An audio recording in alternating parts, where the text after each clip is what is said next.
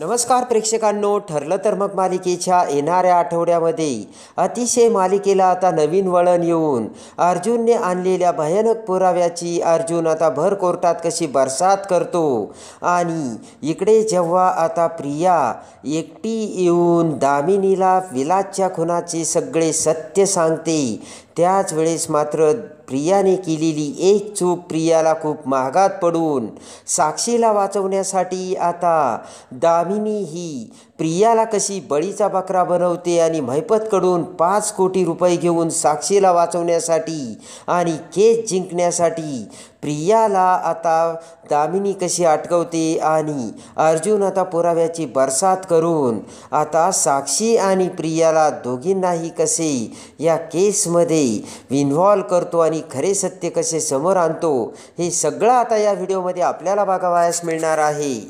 शेरात सव्वा शेर बनून अर्जुन आता दामिनीच्या पुढची चाल खेळत एक एक पाऊल दामिनीच्या पुढे टाकत आता अर्जुनने कसे पुरावे आणले आणि भर कोर्टात दामिनी आता काय सिद्ध करणार आणि त्यानंतर आता पुराव्याच्या ताकदीने आपण दामिनीवरती कशी बाजी पलटवणार आणि हे सगळं गणित अगोदरच अर्जुनने कसे ठरवलेले असते आणि अर्जुन या पुढची कशी चाल खेळतो, हे सगळं आता आपल्याला या व्हिडिओमध्ये बघावयास मिळणार आहे. आणि त्यामध्ये आता आपण बघितलेलं आहे की दामिनीने आता प्रियाला महिपतकडून जरी तिने नोटीस पाठवलेली असली तरीसुद्धा चौकशीसाठी बोलावलेलं असतं. त्यामुळे आता महिपतने प्रियाला जबरदम दिल्यामुळे प्रिया ही रविराजला अखेर चौकशीसाठी तयार करते आणि रविराजला घेऊन ज्या वेळेस आता प्रिया ही दामिनीच्या ऑफिसमध्ये येते, त्याच वेळेस आता रविराजने प्रियाची मनस्थिती ठीक नसल्यामुळे थोडक्यात सगळं काही उरकून घेतलं ना तरीसुद्धा चालेल असे रविराजने दामिनीला सांगितलेले असते. आणि तेव्हा दामिनी आता प्रियाला विलासचा खून कसा झाला आणि तू काय काय बघितले याची सगळी सविस्तर माहिती सांगायला लावते. तर प्रिया आता सांगू लागते की माझं पोट दुखत होतं, आम्ही सिनेमाला गेलो होतो, त्यानंतर आम्ही घरी आलो आणि घरी मधुभाऊ आणि विलास यांच्यामध्ये झटापट चालू होती. प्रिया ही एवढं पाठ केल्यासारखे दामिनीला आता सांगत असते आणि पोपटासारखी भडाभडा बोलत असते. त्याच वेळेस दामिनीच्या डोळ्यांनी प्रियाचे ते खोटारडेपणा अचूक हेरलेला असतो. ताबडतोब दामिनी प्रियाला थांबवते आणि म्हणते की प्रिया, तू आता जाऊ शकतेस. तर आता रविराजला धक्का बसतो. रविराज म्हणतो की दामिनी, हे तू काय केले? आपण तर साक्षीदाराला सगळं काही सविस्तर विचारतो ना. तेव्हा आता दामिनी म्हणते की मला ना ते सगळं फाईलमधून अभ्यास करून कळणारच आहे, फक्त मला एक थोडीशी हिंट हवी होती आणि ती प्रियाने दिली आणि लगेच मला सगळं समजलं. आणि असे म्हणत आता दामिनीने रविराज आणि प्रियाला बाहेर पाठवलेले असते. आणि त्याच वेळेस आता ते बाहेर जाता जाता दामिनीने इकडे आता महिपतला कॉल केलेला असतो. आणि त्याच वेळेस पुन्हा रविराजचा मोबाईल पाठीमागे राहिल्यामुळे रविराज हा पुन्हा पाठीमागे दरवाजात आलेला असतो. तर दामिनी इकडे महिपतला सांगत असते की तुमची ती प्यादी आहे ना, ती खूप मुरलेली आणि खूप हुशार आहे, पटापट अशी खोटं बोलत होती. आणि हे बोलत असतानाच आता दामिनीने रविराजला बघितलेले असते आणि रविराजने दामिनीचे ते बोलणे ऐकलेले असते. आणि त्याच वेळेस आता प्रियाचं महिपतसोबत कनेक्शन असल्याचे सत्य रविराजला कळालेलं असतं. पण त्यावेळेस रविराज काहीही बोलत नसतो आणि रविराज त्याचा विसरलेला मोबाईल घेऊन तेथून निघून तर जातो, पण रविराजच्या मनात विचार चालू असतात. आणि ज्या अर्थी दामिनीने महिपतला फोन करून तुमची प्यादी खोटं बोलत आहे हे सांगितले, त्या अर्थी प्रिया आणि महिपतचा जो संबंध अजूनही तसाच कायम असल्याचे रविराज समोर आलेले असते. आणि त्याच वेळेस आता अर्जुन हा खरा सत्यवादी याची झलकसुद्धा कुठेतरी आता रविराजच्या डोळ्यात चमकून उठलेली असते. रविराज गेल्यानंतर इकडे दामिनीने आता महिपतला सांगितलेले असते की काही जरी झालं तरी पुढच्या 24 तासात मला प्रिया किल्लेदार ही एकटी चौकशीसाठी पाहिजे, कारण खोटं बोलण्यात ती एवढी पटाईत आहे. रविराज समोर एवढं खडखड खोटं बोलत होती ना. तर महिपत म्हणतो की अहो, खोटारडेपणा तिच्या अंगात मुरलेला आहे, तिला जर काटा टोचला वरखडलं तर अगोदर खोटं बाहेर पडेल आणि नंतर रक्त. तुम्ही काही काळजी करू नका. कुरिअर सगट त्या प्रियाला मी तुमच्या समोर एकटीला हजर करतो असे म्हणत महिपतने पुन्हा आता प्रियाला फोन केलेला असतो. प्रियाला फोन करताच महिपत म्हणतो की हे बघ, रविराजला घेऊन चौकशीसाठी दामिनी देशमुख बाईकडे आली होती ना, तसं नाही, एकटीने यायचं आणि एकटीने तिला सगळं सांगायचं. तर प्रिया म्हणते एकटीने? तर आता महिपत म्हणतो हो, तो किल्लेदारसुद्धा वकील आहे, त्याला कशाला मूर्ख मुली तू घेऊन आलीस? दामिनीला एकटीसोबत बोलायचं आहे तुला. तेव्हा आता प्रिया म्हणते की आता काय करायचं, कशी मी दामिनीला भेटायला आली होती आणि आता एकटी येऊ शकत नाही.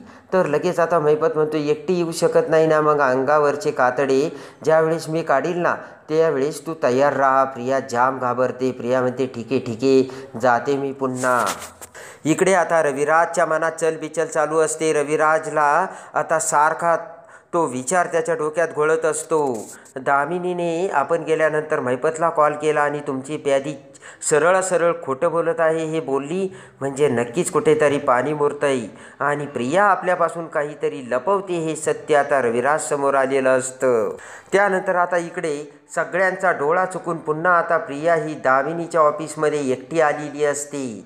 इकडे आता दामिनी एकटी येताच पुन्हा आता दामिनी ही प्रियाला आता बसावयास सांगते आणि लगेच आता दामिनी ही समोर प्रियाला म्हणते हे बघ, तू या विलासच्या खुनामध्ये महत्त्वाची एकमेव आय विटनेस आहे बरोबर प्रिया किल्लेदार?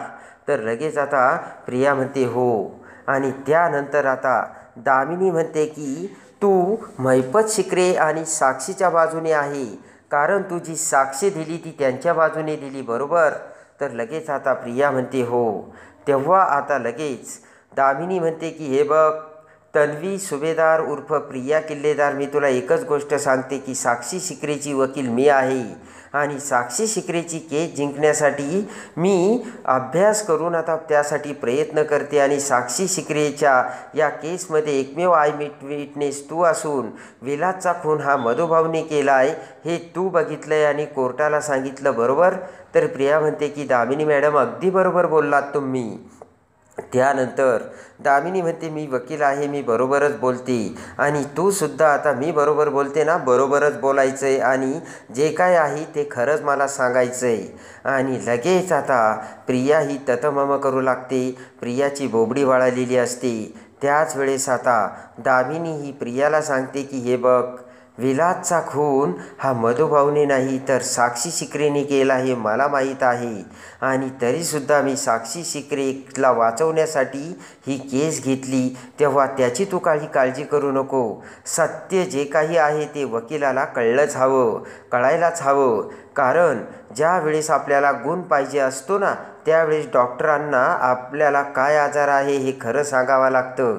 तसंच तुला जर या सगळ्या कचाट्यातून सुटायचं असेल तर जे काही घडलंय ते सगळं मला खरं सांग, कारण मी सुद्धा एक जगातील टॉप हुशार वकील आहे प्रिया किल्लेदार. मगाशी तू रविराज म्हणजे तुझ्या वडिलांसोबत आली होती, किती पोपटासारखी बडाबडा खोटं बोलत चालली होती नाही का? कोर्टाला आत्तापर्यंत जे काही सांगितलं ते पाठ केल्यासारखं तू मला सांगत होती, पण मला त्याचा काय उपयोग? आत्ता मी तुला जे काही सांगते ते ऐक आणि विलासच्या खुनाची सविस्तर माहिती जी काही खरं घडलेलं आहे ना ते सगळं तू मला सांगायचं.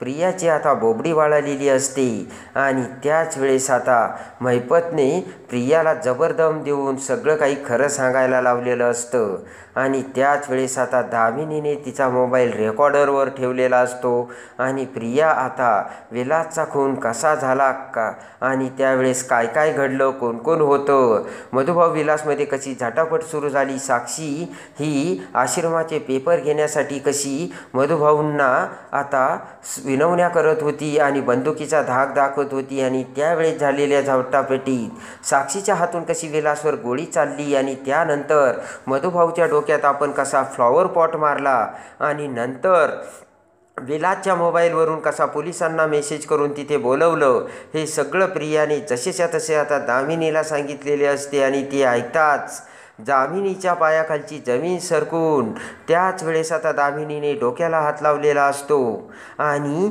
हे सगळं असं घडल्यानंतर मात्र दामिनी म्हणते की मूर्ख प्रिया, अगं विलासचा खून झाल्यानंतर विलासच्या मोबाईलवरून तू मेसेज पाठवला मला मधुभाऊपासून धोका आहे म्हणून, आणि त्यानंतर हे सगळं काय करून बसलीस तू.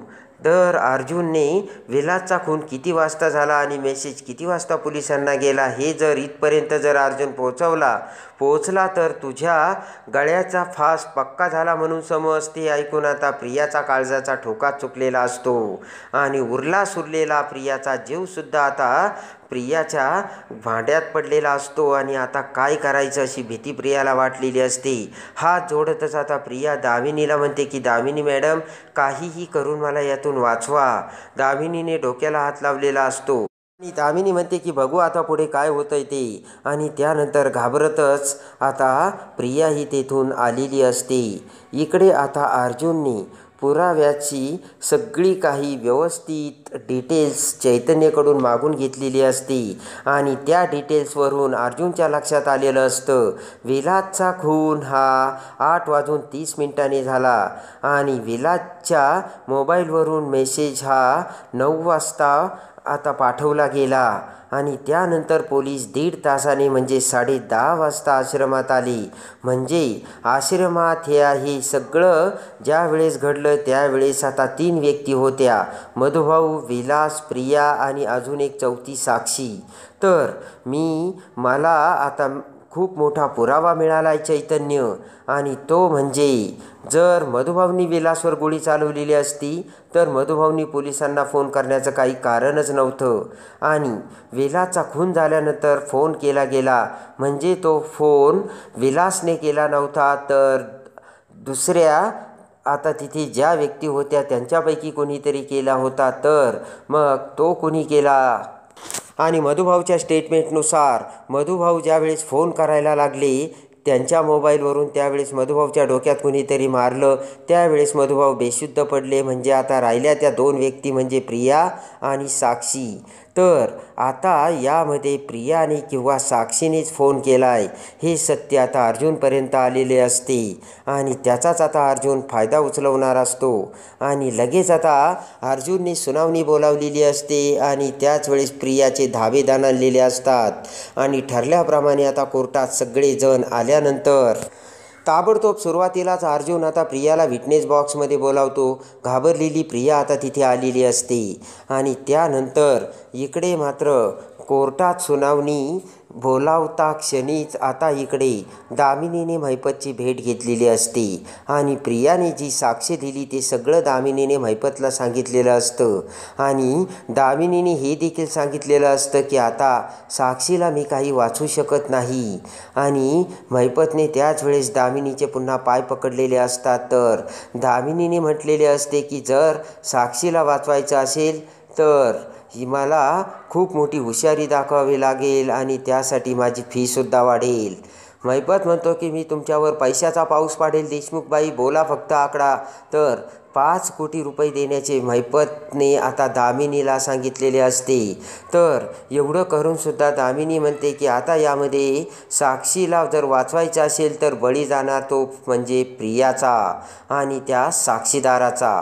ते ऐकून आता महिपत म्हणतो की ती प्रिया मेली तरी चालेल पण माझी साक्षी वाचली पाहिजे असे म्हणत महिपतने आता ग्रीन सिग्नल दिलेला असतो. आणि लगेच इकडे आता कोर्टामध्ये अर्जुन आता प्रियाला सगळे प्रश्न विचारू लागतो. त्या अगोदर अर्जुनने आता जजला सांगितलेले असते की विलासचा खून 8:30 झाला आणि विलासचा खून झाल्यानंतर विलासच्या मोबाईलवरून पोलिसांना मेसेज पाठवण्यात आला होता की मधुभाऊकडून माझ्या जीवाला धोका आहे म्हणून. जर विलास मेल्यानंतर 9 वाजता तो मेसेज विलासच्या मोबाईलवरून पोलिसांना पाठवण्यात गेला याचा अर्थ तो मेसेज विलासने पाठवला नव्हता तर तिथे आश्रमात त्यावेळी ज्या व्यक्ती होत्या त्यांच्यापैकी कुणीतरी पाठवला होता. आणि त्यानंतर आता अर्जुन म्हणतो की 9 वाजता त्यांना मेसेज आल्यानंतर पोलीस हे 10:30 वाजता 1.5 तासानंतर आश्रमात गेले होते. लगेच आता अर्जुन म्हणतो की प्रियाच्या आत्तापर्यंतच्या साक्षीनुसार मधुभाऊंनी विलासचा खून केला असे प्रियाचे म्हणणे आहे. आणि जर मधुभाऊंनी विलासचा खून केला असता तर मधुभाऊंनी विलासचा खून करून पुन्हा पोलिसांना फोन करण्याची मधुभाऊला काय गरज होती. तेव्हा त्या व्यतिरिक्त तिथे ज्या व्यक्ती होत्या त्यांच्यापैकी कुणीतरी पुरावा नष्ट करण्यासाठी पोलिसांना तिथे बोलावले. आणि त्यानंतर आता अर्जुन म्हणतो की अजून एक गोष्ट माय लॉर्ड, आणि पोलीस जेव्हा हे सगळं घडल्यानंतर तिथे गेले ते काही मेसेज बघून गेलेले नाही आहेत. ज्यावेळेस मधुभाऊंनी पोलिसांना फोन, साक्षी ही विलासला मारत होती ते बघून मधुभाऊ हे पोलिसांना फोन करण्यासाठी त्यांनी त्यांचा मोबाईल डायल केला. पण त्याच वेळेस मधुभाऊंच्या डोक्यात कोणीतरी मारलं आणि त्यावेळेस नंबर पोलिसांचा डायल झाला होता आणि त्याच वेळेस मधुभाऊंकडून तो मोबाईल खाली पडला आणि त्या मोबाईलमध्ये तो फोन तसाच चालू राहिल्यामुळे आश्रमात काहीतरी गडबड चालू असल्याचे पोलिसांना कळले. तेव्हा पोलीस आश्रमात आले आणि त्यानंतर मग पोलिसांना मेसेज आला माय लॉर्ड. म्हणजे मधुभाऊंच्या मोबाईलमुळे पोलिसांना आश्रमात काहीतरी गडबड चालू आहे हे कळलं. याचा अर्थ मधुभाऊंनी विलासचा खून केलेला नाही आणि हा मेसेज आता उरलेल्या 2 व्यक्तींपैकी एकीने केल्याचे सिद्ध होते आणि ते म्हणजे तन्वी किल्लेदार किंवा साक्षी शिकरे. आणि प्रियाने दिलेल्या साक्षीनुसार आत्तापर्यंत प्रिया ही एकमेव आय विटनेस आहे. प्रियाने ते सगळं बघितलेलं आहे. तेव्हा आता प्रिया सांगू शकेल की तो विलासच्या मोबाईलवरून मेसेज कोणी केला होता. ते ऐकून आता प्रियाचे धाबे दणाणलेले असते. तर दामिनीने अगोदरच आता साक्षीला सांगून ठेवलेले असते की जर आपल्यावरती ही सांगायची वेळ आली तर सगळं काही खरं खरं सांगायचं. आणि प्रियानेच विलासच्या मोबाईलवरून मेसेज पाठवल्याचे सत्य आपण डायरेक्ट कोर्टाला बोलून दाखवायचे आणि माझ्याकडे पुरावासुद्धा आहेत. तर आता लगेच प्रिया ही काहीच बोलत नसते. तर आता साक्षीला विचारल्यानंतर पटकन तो मेसेज प्रियाने केल्याचे साक्षी सांगते आणि त्यावेळेस ते ऐकून आता प्रियाला मोठा धक्का बसलेला असतो. प्रियाच्या पायाखालची जमीन सरकलेली असते. तर दामिनी म्हणते बरोबर आहे जज साहेब. आणि ज्यावेळेस मी प्रियाला चौकशीसाठी बोलावले होते त्यावेळेस प्रियाने स्वतः कबुली दिली की तिनेच विलास घाबरल्यामुळे विलासचा मोबाईल घेतला आणि विलासच्या मोबाईलवरून आता पोलिसांना मेसेज केला आणि खोटं सांगितलं. आणि दामिनीने सुद्धा आता साक्षीची बाजू घेऊन प्रियावरती अटॅक करून प्रियाला बळीचा बकरा बनवलेलं असतं. आणि त्याच वेळेस आता अर्जुनने देखील पुरावे दाखवलेले असतात. तर प्रिया ही खोटी साक्षी देऊन प्रिया ही खुनामध्ये सहभागी असल्याचे सत्य आता जजसमोर पुराव्यासकट सिद्ध झालेले असते आणि ताबडतोब जजने आता प्रियाला बेड्या ठोकण्याचे आदेश दिलेले असतात. साक्षीला वाचवण्यासाठी 5 कोटीची लाच घेऊन इकडे आता प्रियाला बळीचा बकरा बनवून आता प्रियाने जी चूक केली होती ती चूक कोर्टाच्या समोर आणून आता तात्पुरते दामिनीने साक्षीला या केसमधून डायव्हर्ट केलेले असते आणि प्रियाला इन केलेलं असतं. आणि प्रियाला आता खुनाच्या त्या वादाच्या भोवरात आता दामिनीने पक्क अडकवलेलं असतं. आणि त्यानंतर मात्र आता इकडे रविराजच्या पायाखालची जमीन सरकून प्रियाने हे सगळं काय केलं आणि प्रिया आत्तापर्यंत आपल्याशी खोटं बोलत राहिली हे सत्य रविराजला समजून रविराजने डोक्याला हात लावलेला असतो. तर आता अर्जुन प्रिया आणि साक्षी दोघींनाही अडकून आता दामिनीला कशी आता रिकाम्या हाताने पहिल्यांदा माघारी परतवतो हे बघण्यासाठी आणि ठरलं तर मग मालिकेच्या डेली अपडेटसाठी बेल नोटिफिकेशनवर क्लिक करून आपल्या चॅनलला लाईक करा, सबस्क्राईब करा.